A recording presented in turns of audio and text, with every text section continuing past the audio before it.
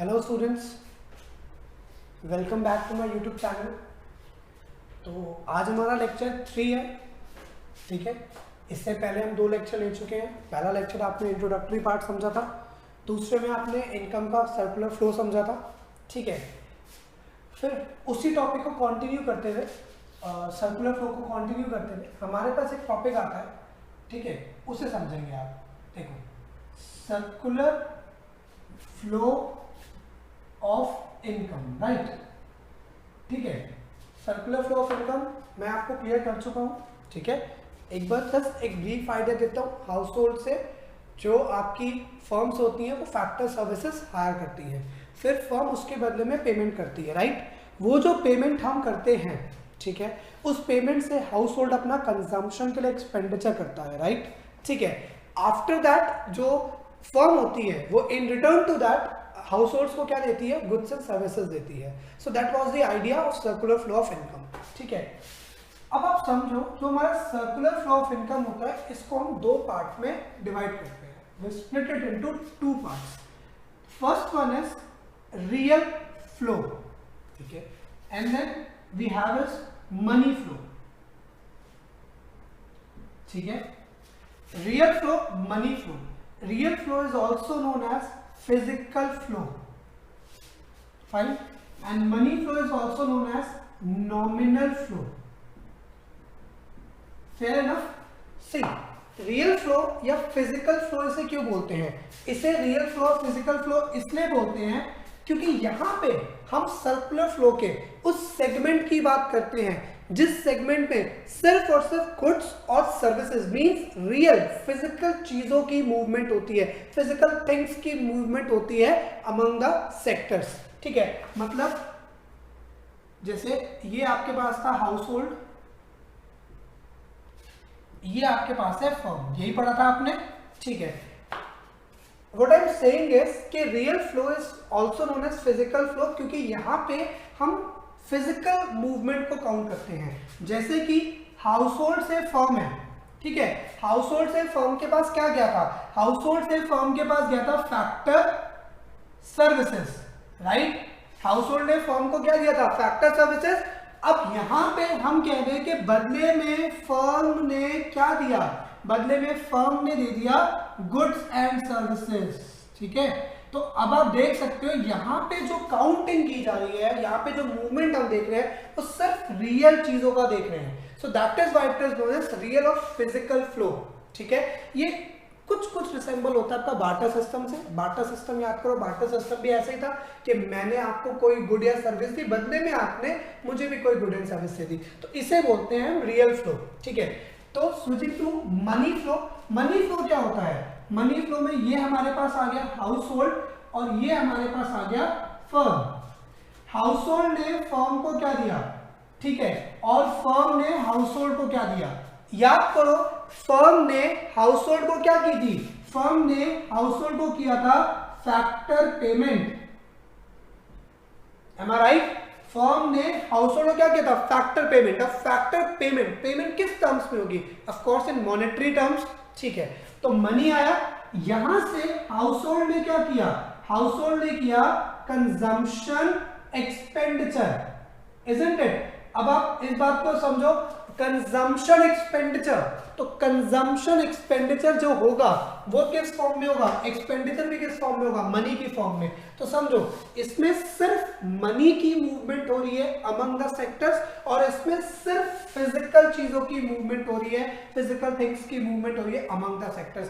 That is why it is known as real flow and it is known as nominal flow. तो circular flow के इस तरीके से 2 part हो जाते हैं, एक रियल फ्लो फिजिकल फ्लो, दूसरा मनी फ्लो नॉमिनल फ्लो, ठीक है। आप इसे पेन डाउन कर लो, फिर आगे वीडियो कंटिन्यू करें।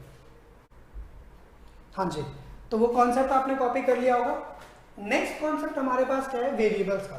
तो देखो, जब हम बात करते हैं इकोनॉमिक्स में वेरिएबल्स की, तो हम वेरिएबल्स को 2 पार्ट में डिवाइड करते हैं, फ्लो, स्टॉक।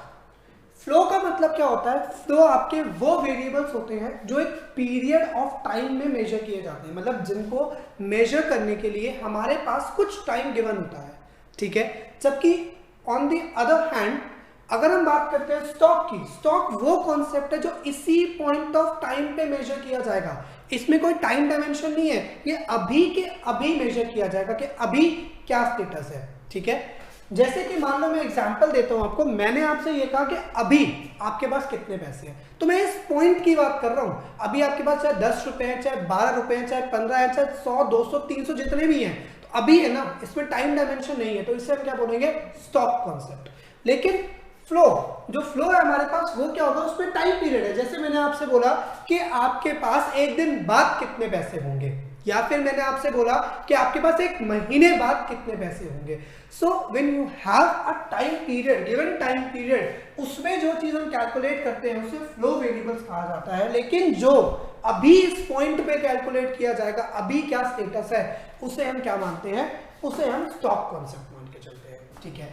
तो अगर मैं इसकी डेफिनेशन पे ही जाऊं, इसके नेचर पे जाऊं, तो उस हिसाब से मैं कह सकता हूं कि flow it has time dimension, क्योंकि इसमें आपके पास टाइम है, चाहे वो 1 घंटे का हो, चाहे 1 हफ्ते का हो, चाहे 1 महीने का हो, या फिर चाहे वो 1 साल का हो, इजंट इट। लेकिन स्टॉक तो मैंने कहा अभी, अभी बताओ क्या होगा, तो अभी के अभी, तो इसका मतलब it has no time dimension, क्योंकि अभी के मेजरमेंट की बात हो रही है, ठीक है।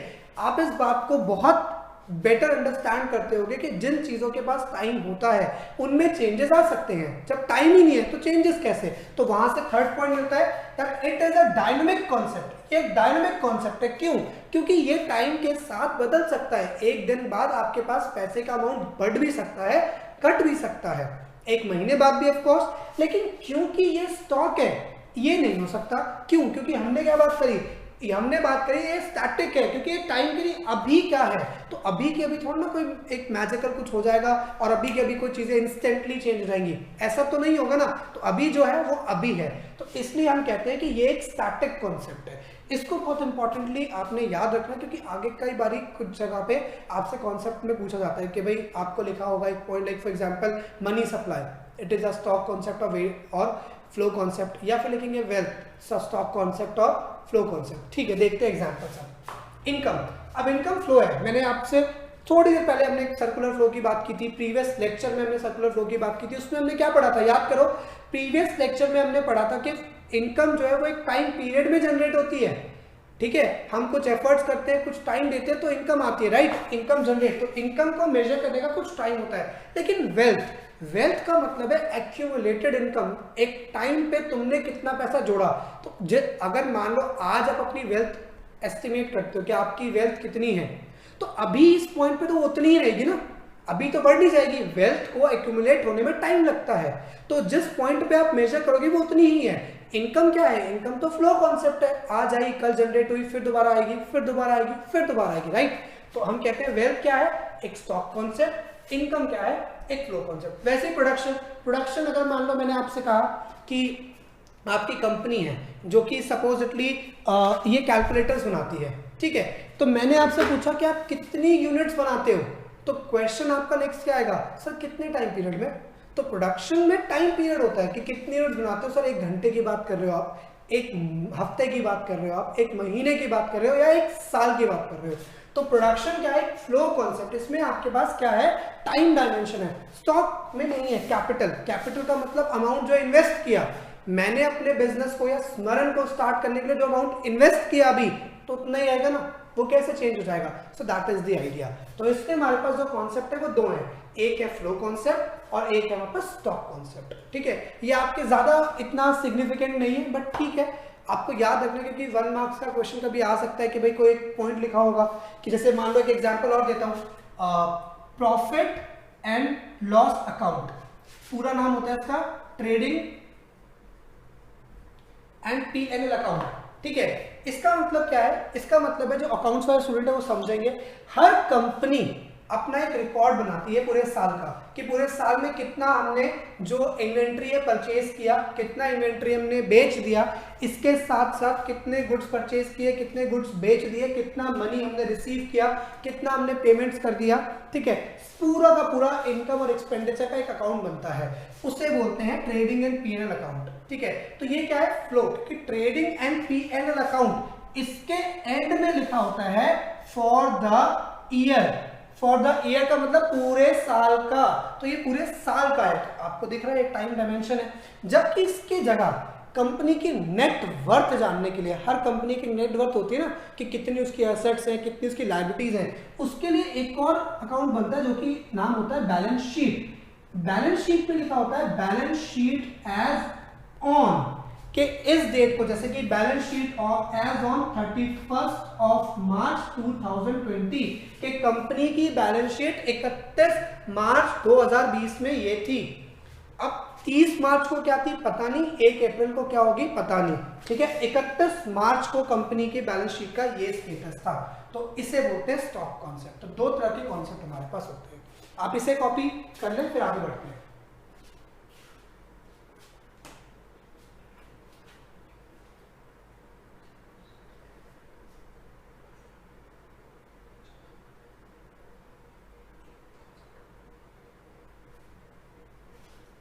हाँ जी डन, आगे बढ़ते हैं।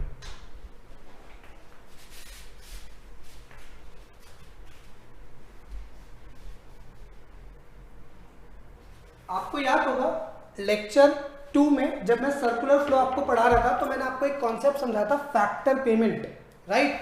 अब हम उसी की बात करने जा रहे हैं। देखो पेमेंट हो गई या फिर इनकम हो गई, इकोनॉमिक्स में इसको 2 पार्ट में डिवाइड कर लेते हैं, ठीक है। एक हो जाती है फैक्टर पेमेंट, एक हो जाती है ट्रांसफर पेमेंट, ठीक है। वैसे ही एक हो जाती है फैक्टर इनकम और एक हो जाती है ट्रांसफर इनकम, ठीक है। अब समझो इसको, फैक्टर पेमेंट क्या होता है। फैक्टर पेमेंट का मतलब है that you make payment to someone because you have used their goods और ईदर देयर सर्विसेज। आपने किसी को पेमेंट किया क्योंकि आपने उसके या तो गुड्स का इस्तेमाल किया था या तो सर्विसेज का इस्तेमाल किया था, उसे हम क्या बोलते हैं, उसे हम बोलते हैं फैक्टर पेमेंट, ठीक है। समझने की कोशिश करना, अभी वर्क फ्रॉम होम चल रहा है, ठीक है। कोविड-19 क्वारंटाइन की वजह से आपकी कंपनी आपको पे कर रही है, लेकिन क्यों पे कर रही है, क्योंकि आप घर बैठ के भी कंपनी को सर्व कर रहे हो। तो जब हम किसी काम के बदले में किसी को पेमेंट करते हैं तो वो पेमेंट, वैसी पेमेंट फैक्टर पेमेंट कहलाती हैं, ठीक है। जब हम किसी को पेमेंट करते हैं, आपके घर पे कोई प्लम्बर आया, उसने जो भी आपकी पाइपलाइंस का या ड्रेनेज का या फिर कोई भी टैप का प्रॉब्लम था वो सॉल्व किया, उसके बाद आपने उसको पेमेंट करी, उसे क्या बोलेंगे, फैक्टर पेमेंट। तो फैक्टर पेमेंट क्या है, मतलब जब आपने किसी को पेमेंट किया जिसके बदले में कोई आपने गुड या फिर सर्विस उस पर्सन से ली थी, या फिर हम उन पेमेंट्स को फैक्टर पेमेंट कहते हैं जिनसे जीडीपी में कोई कंट्रीब्यूशन होता है, उन पेमेंट्स को फैक्टर पेमेंट कहा जाता है। तो हम क्या कहते हैं, पेमेंट मेड टू समवन, किसी को पेमेंट करना, ठीक है। Payment made to someone for hiring their goods और सर्विसेज। किसी को पेमेंट करना क्योंकि तुमने उसके गुड्स या सर्विसेज को यूज किया, ठीक है। एग्जाम्पल आप कुछ भी लिख सकते हो, example salary paid to employees,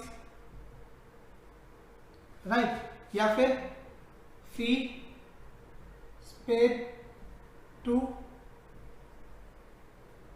school, आपने स्कूल की फी पे करी आपने, ठीक है।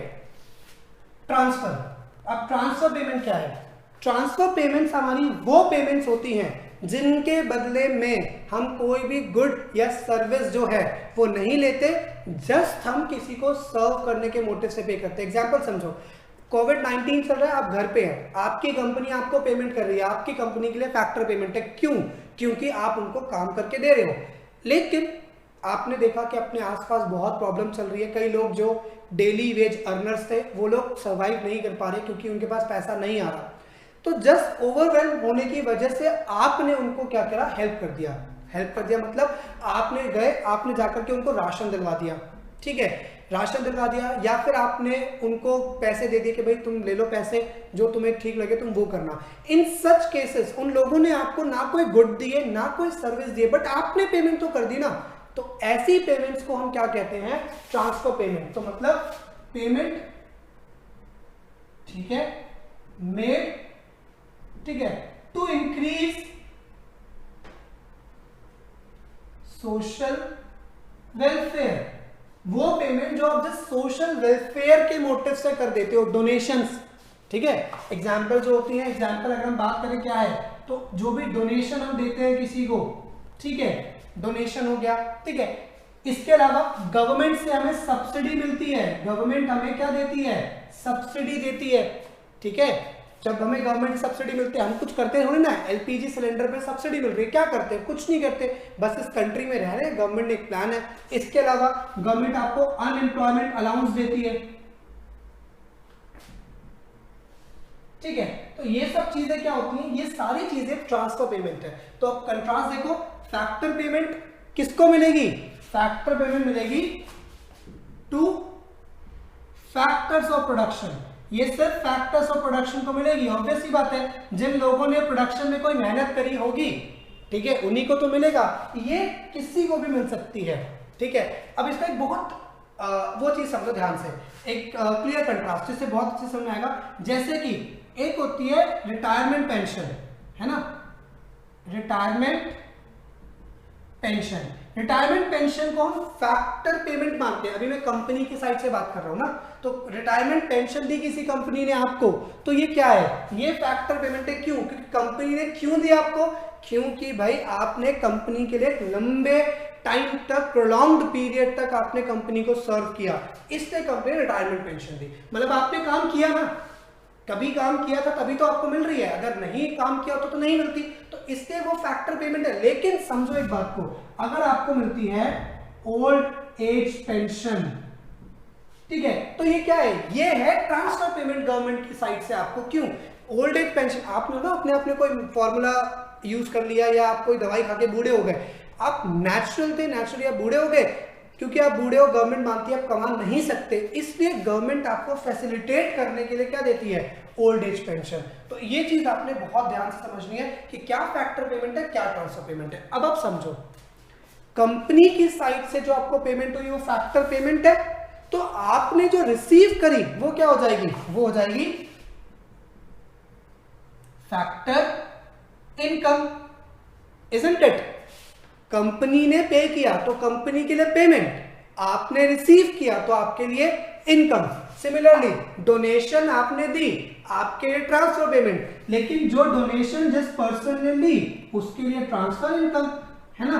क्योंकि एक इकोनॉमिक्स में एक और चीज है, आप याद रखना, one persons expenditure is another person income. एक बंदे का जो एक्सपेंडिचर है दूसरे की इनकम है। तो अगर आपकी तरफ से फैक्टर पेमेंट है तो रिसीव करने वाले के लिए फैक्टर इनकम है, आपकी तरफ से ट्रांसफर पेमेंट है तो रिसीव करने वाले के लिए ट्रांसफर इनकम है। अब इस कॉन्सेप्ट का सिग्निफिकेंस क्या है, इस कॉन्सेप्ट को यूज कहां करते हैं, तो अगर मैं सिग्निफिकेंस की बात करता हूं कि इस कॉन्सेप्ट का यूज कहां है, सिग्निफिकेंट इस कॉन्सेप्ट का कुछ ऐसा है, while calculating national income only factor income is considered. National income को काउंट करते वक्त सिर्फ और सिर्फ किसको देखा जाएगा, सिर्फ और सिर्फ फैक्टर इनकम को काउंट किया जाएगा। मतलब अगर कहीं पे लिखा होगा डोनेशन, क्या इसको नेशनल इनकम में काउंट करेंगे, तो आप आंसर लिखोगे नो, क्योंकि ये क्या है, ये ट्रांसफर पेमेंट या ट्रांसफर इनकम है, इजंट इट। लिखा होगा school fees received, tuition fees received, क्या नेशनल इनकम में आएगा, हम कहेंगे आएगा। क्यों आएगा, क्योंकि ट्रांसफर नहीं, फैक्टर है, मैंने काम किया ना भाई तब तो फीस दे रहे हो आप मुझे, वरना क्यों दोगे आप मुझे फीस। तो ये चीज आपने याद रखना है। ये जितना सिंपल लगता है उतना सिंपल होता नहीं है, क्योंकि इसके अंदर कॉम्प्लिकेशंस बढ़ते जाते हैं। बहुत ध्यान से समझना कि फैक्टर इनकम और ट्रांसफर इनकम, फैक्टर इनकम वो इनकम होती है जिसके लिए आपने कोई मेहनत करी, जिसका कोई जिसे ट्रांजैक्शन है। देखो ये जो होती है ये बायलेटरल है। क्यों बायलेटरल है? आपने पेमेंट की क्योंकि कोई गुड मिला तो ट्रांजैक्शन हो गया ना, इधर से भी गया उधर से भी आया। ये यूनिलेटरल होती है, आप इसे कह सकते हो क्या, यूनिलेटरल, क्योंकि ये वन साइडेड है, डोनेशन गई गई, आपने अपने दोस्त को गिफ्ट दिया दिया, ठीक है। जबकि ये वाली जो है वो क्या होती है, ये होती है बायलेटरल। ये आपके जीडीपी में कंट्रीब्यूट करती है, जीडीपी कंट्रीब्यूशन होता है इसका, ठीक है। फैक्टर आपको कैसे पहचानना है, फैक्टर वो जो जीडीपी कंट्रीब्यूशन देती है। ट्रांसफर से जीडीपी कंट्रीब्यूशन कुछ भी नहीं होता, सिर्फ वेलफेयर के लिए होती है। तो इसलिए कुछ मतलब पैरामीटर्स हैं। पहला पैरामीटर आपको यही देख के पता चल करना पड़ेगा कि मैंने काम किया तो मिल गया। दूसरा पैरामीटर में समझ नहीं आता तो मैं इस कॉन्सेप्ट को अप्लाई करके देखता हूं कि जीडीपी कंट्रीब्यूशन हो रहा होता है अगर किसी पेमेंट्स का, तो उसे हम क्या मान लेते हैं, फैक्टर इनकम। जीडीपी कंट्रीब्यूशन नहीं है तो नहीं मानते। एग्जांपल देके लेक्चर खत्म करता हूं। आपने अपने फ्रेंड से लोन लिया, ठीक है, उस लोन पे आपको अपने फ्रेंड को इंटरेस्ट देना है, ठीक है। समझना, आपने अपने फ्रेंड से लोन लिया जिसपे आपको उसको इंटरेस्ट देना है, ठीक है। अब आप इस बात को समझो, आपने वो लोन लिया था, उससे गाड़ी खरीद ली। अब जो गाड़ी खरीदना है ये जीडीपी कंट्रीब्यूशन थोड़ी ना है, जीडीपी में तो कोई कंट्रीब्यूशन नहीं होगा। ये तो जस्ट आपने गाड़ी खरीदी, अपना कंजम्पशन एक्सपेंडिचर हुआ। तो वो जो इंटरेस्ट आपका फ्रेंड रिसीव करेगा आपसे हर महीने, उस इंटरेस्ट को हम क्या मानेंगे, ट्रांसफर इनकम। क्योंकि वो इंटरेस्ट जो है, जो आपका फ्रेंड आपसे रिसीव कर रहा है, वो इंटरेस्ट के बदले में आपने उसके पैसों से क्या किया, गाड़ी खरीदी, जिसका जीडीपी कंट्रीब्यूशन नहीं है। पहला केस। दूसरा केस, आपने अपने फ्रेंड से पैसा लिया था, मनी ली थी, रिसीव किया था, लोन लिया था, उससे आपने कंपनी स्टार्ट कर दी, अब आप उसको इंटरेस्ट दे रहे हो, तो कंपनी से ऑफ कोर्स जीडीपी कंट्रीब्यूशन है, कुछ प्रोडक्टिव काम हो रहा है। तो इस केस में उस इंटरेस्ट को क्या माना जाएगा, उस इंटरेस्ट को फैक्टर इनकम माना जाएगा। तो ये चीज आपने याद रखनी है, ठीक है। तो ये पूरा कॉन्सेप्ट है, समझ लें। बाकी आपको डिटेल में नीचे आपको मैंने डिस्क्रिप्शन के अंदर दे दिया है, डिस्क्रिप्शन में आपको व्हाट्सएप नंबर भी मिलेगा, ठीक है। आपको जीमेल आईडी भी मेरी मिलेगी, आप उसमें जो भी है फर्दर जितनी भी क्वेरीज हैं आपकी, आप उस पर कॉन्टैक्ट करके मुझसे पूछ सकते हैं। और प्लीज़ कोशिश करना मेरे चैनल को लाइक और सब्सक्राइब करना, ठीक है। Thanks for watching.